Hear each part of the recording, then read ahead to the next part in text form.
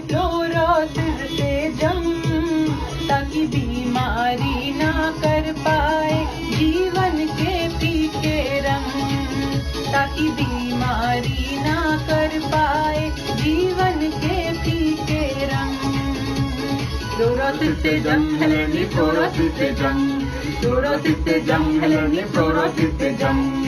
अल्फाजे में वाक्य संग, फ्लोरोसिस से जंग, अल्फाजे में वाक्य संग, फ्लोरोसिस से जंग, अल्फाजे में वाक्य संग, फ्लोरोसिस से जंग, अल्फाजे में वाक्य संग, फ्लोरोसिस से जंग, अल्फाजे में वाक्य संग, फ्लोरोसिस से जंग।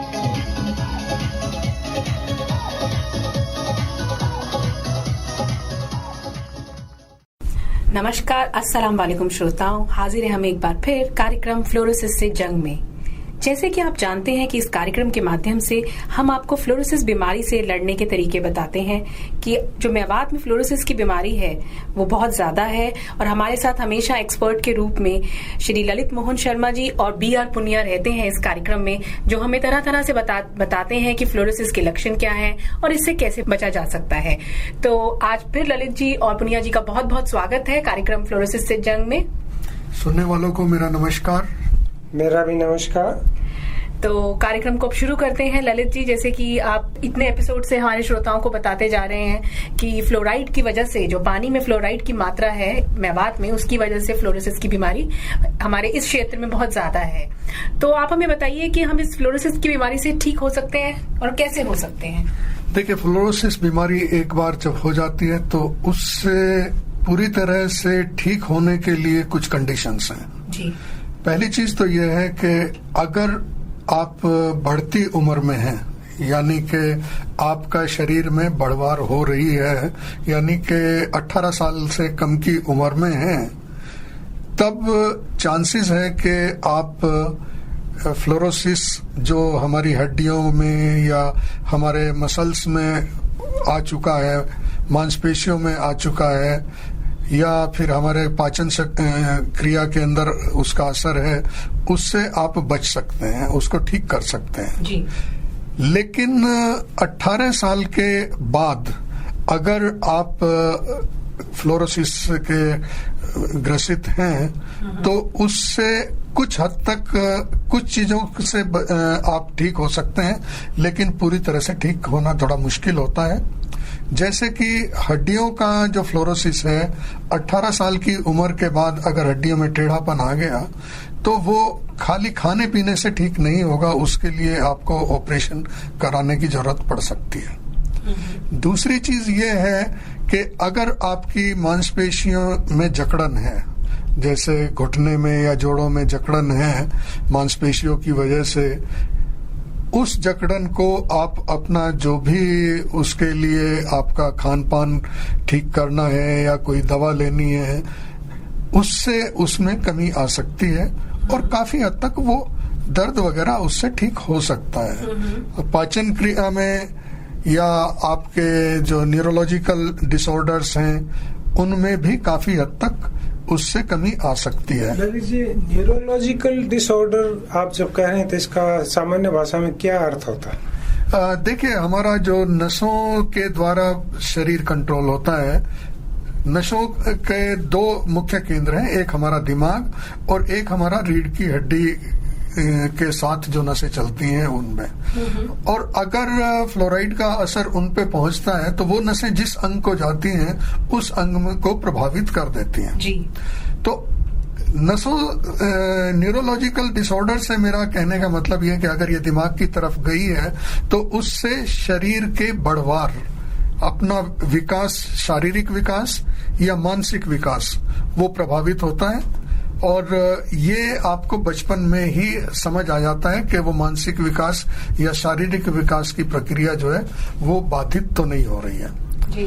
दूसरा, अगर रीढ़ की हड्डी से जो नसें जा रही हैं उसमें समस्या आ रही है तो उससे क्या होता है कि शरीर में नीचे का जो हिस्सा होता है वो प्रभावित होता है और उसकी वजह से आपको जैसे टांग में दर्द होना या टांग का पूरी तरह से सामान्य रूप से काम ना करना, उस तरह के लक्षण उसमें आ सकते हैं। तो ये जो चीजें हैं इनको आप ये तो पक्की बात है कि अगर आपने अपने पोषक तत्व या दवा जो लेनी है, डॉक्टर ने जो बताया है, अगर वो ले रहे हैं तो उसको आगे बढ़ने से रोका जा सकता है, बिल्कुल।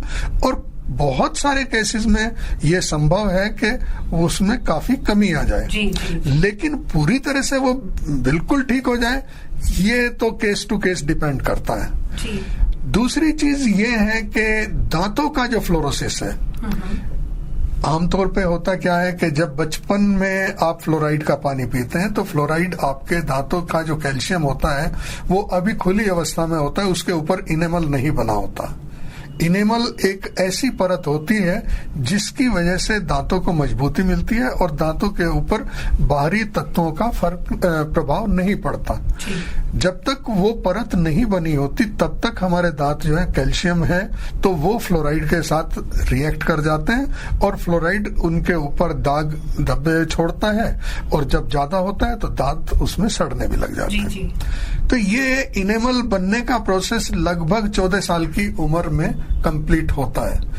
अगर 14 साल की उम्र तक आपके दांतों में फ्लोरोसिस का प्रभाव आ गया है तो ये आगे बढ़ेगा नहीं, जितना है उतना ही रहेगा। अच्छा।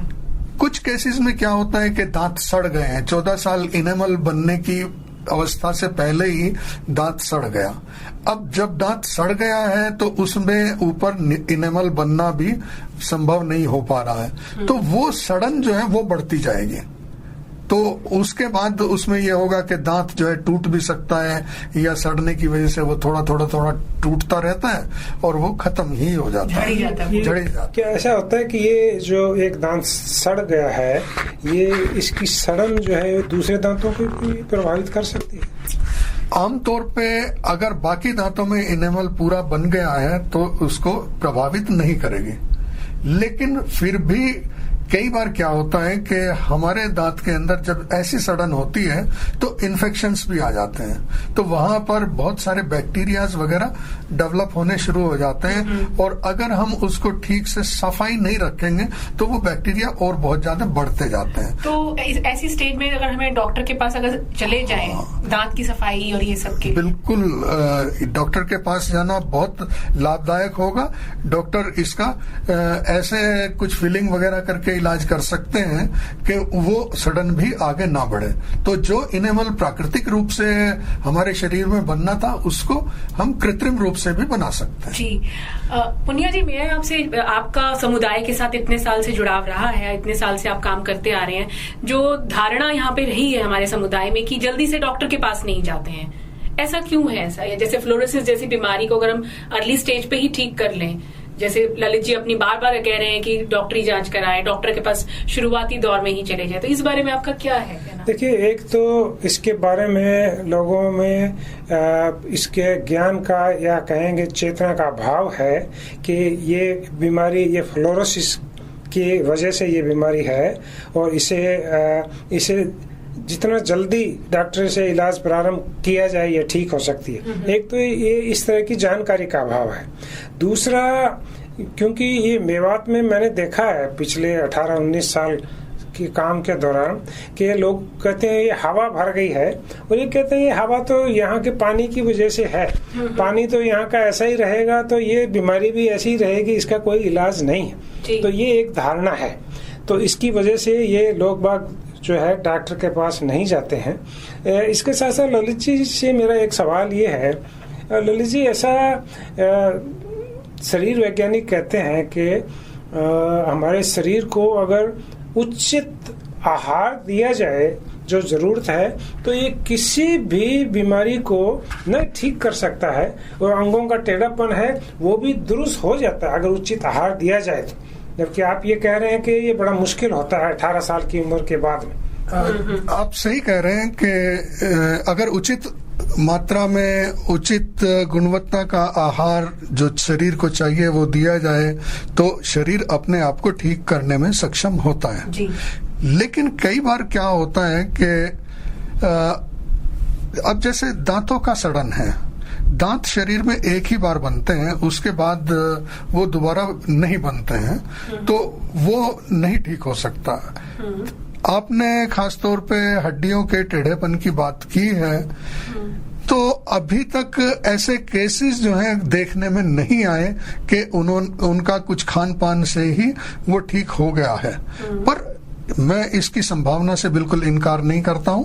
ऐसा हो सकता है कि अगर आप अपने खान पान को दुरुस्त करें तो उससे हो जाए। देखिए, फ्लोरोसिस एक ऐसी बीमारी है कि इसको अगर बचाव करें तो वो इलाज से बेहतर है, और बचाव करना का सबसे अच्छा साधन जो है वो है अपने खान पान में कैल्शियम। बचाव करने का मतलब ये है कि ये बीमारी हो, हम कुछ ऐसा करें जिससे ये बीमारी शुरू ही नहीं हो ही नहीं, ये इसी का यही मतलब। बिल्कुल यही मतलब है। और आपने जो कहा था कि लोगों की धारणा है कि हमारा पानी तो बदलेगा नहीं, हाँ ये बिल्कुल सही बात है कि पानी नहीं बदलेगा, लेकिन हम उस पानी की जो कमियां हैं उनसे लड़ने के लिए अपने खान पान में अगर कैल्शियम, मैग्नीशियम, विटामिन सी और एंटीऑक्सीडेंट्स को शामिल कर लें जी, तो उससे हमें बचाव हो सकता है। भले ही पानी में कितना भी हो, लेकिन उससे बचा जा सकता है जी। एक बार फिर से मैं इस कार्यक्रम में बता देता हूं कि दूध में कैल्शियम और मैग्नीशियम अच्छी मात्रा में मिल जाता है। दूध पिएं, और दूध को ऐसा नहीं कि एक गिलास दिन में एक बार पिएं, आप एक एक कप करके उसको 3 बार पिएं। दूसरी चीज ये है कि विटामिन सी के लिए आप नींबू है, इमली है, संतरा है, इस तरह की चीजों का प्रयोग करें जी। साथ ही प्रोटीन वगैरह के लिए आप अच्छी जो भी दाल सब्जियां हैं उनको खाएं, और शरीर के अंदर अगर जो ये टॉक्सिन्स इकट्ठा हो गए, जो इसका जहर इकट्ठा हो गया, उसको निकालने के लिए हरी सब्जियों का प्रयोग बहुत आवश्यक है। तो ये सब आप अपने उसमें शामिल करें। अब प्रश्न उठता है कि एक गरीब आदमी जिसके पास दूध का इंतजाम नहीं हो सकता कि वो इतना सब लोग दूध पी लें, तो फिर क्या करें? तो उसके लिए मैं फिर से कई बार बताया है, फिर से वही बताऊंगा कि जो सहजन की पत्ती है उसके अंदर जितने भी तत्व आवश्यक हैं जो कि फ्लोरोसिस बीमारी से लड़ने के लिए जरूरत है, वो सब उसके अंदर मौजूद हैं। उन पत्तियों को आप या तो छाया में सुखाकर उसका चूर्ण बना के उसको 1 चम्मच सुबह 1 चम्मच शाम पानी के साथ खाएं, या उसको अपनी दाल सब्जी के अंदर बनाते हुए उन पत्तियों को डालें, या फिर पत्तियों को सुखाकर अब आटा पिसवाते हैं तो उसके साथ पिसवा लीजिए। ललित जी, मैंने उड़ीसा में काम किया है, वहाँ के हर घर में सहजन का पेड़ होता है, और वहाँ ये लोग कहते हैं कि सहजन की पत्ती खाओ तो 300 बीमारी दूर भगाओ। ये बात बिल्कुल सही है, और अब तो इसका व्यावसायिक रूप से बहुत प्रचार हो रहा है। बहुत सारी कंपनियों ने इसके सहजन की पत्ती के चूर्ण के कैप्सूल बनाकर बेचने शुरू कर दिया है। जी, जी, जी। और लगभग एक कैप्सूल 10 रुपए का बिकता है, और मार्केट में इसकी बहुत डिमांड है। वो इसीलिए है क्योंकि ये असर कर रहा है और ये बहुत फायदेमंद है जी। तो मैं आपकी इस बात से 100% सहमत हूँ कि ये 300 बीमारियों को दूर करने में सहायक है। तो ललित जी, जैसे आपने इतना सब बताया कि हमें डॉक्टरी जांच करा लेनी चाहिए, अपने आहार में परिवर्तन, खान पान में परिवर्तन करना चाहिए, तो अगर हम ये सब उपचार करा लेते हैं तो क्या जिसको फ्लोरोसिस हुआ है वो पहले की तरह जीवन जी सकता है, आम जैसे इंसान होता है? आम तौर पे पहले की तरह जीवन जी सकता है, लेकिन कई केसेस ऐसे हो सकते हैं जिनमें ज्यादा कोई चेंजेस आ गए हैं, खासतौर पे हड्डियों के टेढ़ेपन वाले जो हैं, उनमें हो सकता है कि वो पूरी तरह से नहीं ठीक हो पाए, जो एक्सट्रीम केसेस होते हैं। जो एक्सट्रीम केसेस हैं, अदरवाइज वो अपनी जिंदगी को अच्छे से जी सकते हैं। लगभग आदमी से सारे आदमियों से ठीक हो सकते हैं। अगर कुछ एक्सट्रीम केसेस या बहुत ज्यादा जिनको तकलीफ हो उनको लेकर के आप ये कहना चाह रहे हैं कि सारे लोग ठीक हो सकते हैं। बिल्कुल सही, मतलब सही समय पर, अगर सही समय पर इलाज हो जाए, है ना? हाँ। अच्छा ललित जी, कई बार मनुष्य ठीक होने के बाद दवा खाना छोड़ देता है, ऐसे में क्या फ्लोरोसिस बीमारी दोबारा हो सकती है? देखिए, पहली बात तो यह है कि फ्लोरोसिस में मैं सलाह ये दूंगा कि दवा की जरूरत नहीं है। अच्छा। आप अपने खान पान को ठीक करें। बेसिकली दवाओं में भी आपका जो शरीर के अंदर तत्वों की कमी है उसी को ही दवा से पूरा किया जा रहा है। तो बजाय दवा के अगर आप प्राकृतिक रूप से जो आप अपना खान पान है उसी को ठीक कर लें, उसी में उन तत्वों का समावेश कर लें जिनकी आवश्यकता है, तो आपको दवाओं की आवश्यकता नहीं है। लेकिन अगर आपके पानी के अंदर फ्लोराइड बना रहता है तो आपको जिंदगी भर अपने खान पान के ऊपर ख्याल रखना चाहिए, या फिर आप अपना पानी बदल दें। आप अपने पानी को, बरसात का पानी इकट्ठा करें और उस पानी को दूसरे पानी में मिला के पिएं ताकि उसमें फ्लोराइड की मात्रा कम हो जाए, तो फिर आपको शायद उतनी खान पान के ऊपर जोर देने की जरूरत नहीं रहेगी जी। पर ये जो भी हम खान पान के बारे में बता रहे हैं ये सिर्फ फ्लोरोसिस के लिए नहीं, ये बाकी बीमारियों से लड़ने के लिए भी आपके शरीर को ताकत देता है। इसलिए मैं तो सलाह यही दूंगा कि आप सारी उम्र अपने खान पान को ऐसा रखें कि उसके अंदर आपके शरीर को जो भी आवश्यक पोषक तत्व हैं वो मिलते रहें। जी, तो अब कार्यक्रम को अंत करने का समय आ रहा है ललित जी, तो आज के कार्यक्रम के लिए क्या संदेश है आपका? मेरा संदेश यही है कि बीमार होकर इलाज कराने से बेहतर है कि उस बीमारी से बचा जाए जी। और उस बीमारी से बचने के लिए हमारा सीधा सा इलाज यही है कि हम अपने खान पान के अंदर जो पोषक तत्व हैं उनकी उचित मात्रा रखें, और संभव है तो सहजन की पत्ती, दूध, इमली, नींबू वगैरह का प्रयोग अपने खान पान में बढ़ाएं। और सहजन की पत्ती खाओ, 300 बीमारी दूर भगाओ। तो धन्यवाद ललित जी, पुनिया जी, आपका हमारे साथ इतनी अच्छी जानकारी साझा करने के लिए और स्टूडियो में आने के लिए धन्यवाद आप। धन्यवाद सभी को, नमस्कार। तो इसी आशा के साथ कि जो ललित जी और पुनिया जी द्वारा जो जानकारी आज हमारे साथ साझा की गई है इसको हम अपने जीवन में उतारेंगे। तो अब आपको अलविदा कहने का समय आ गया है। धन्यवाद।